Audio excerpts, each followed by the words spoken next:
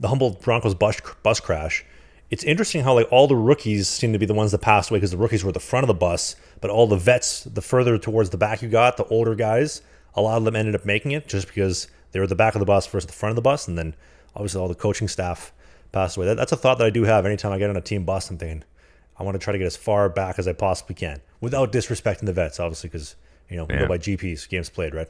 You just brought me right back to exactly that.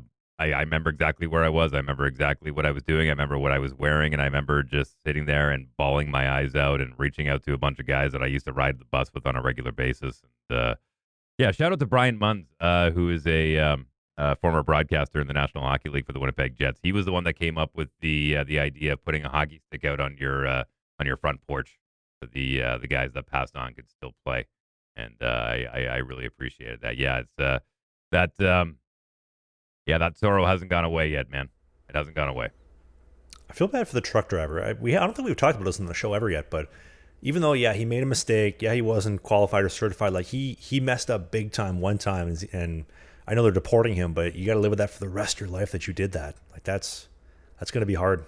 Yeah, no, I'm with you, man. I think everyone involved in that, the first responders, the parents that were following the bus, the front office staff, the league in general, just absolutely heartbreaking. And speaking of the Canadian Hockey League, there's a couple of big ticket items that I wanted to talk about.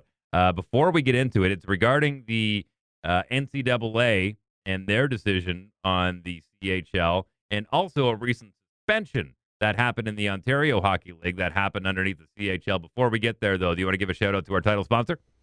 Yes, sir. Sheath Underwear. Here's the deal. If your family hates you this Christmas, you can fix that with Sheath Underwear. Hey, if you enjoyed this video, hit the subscribe button.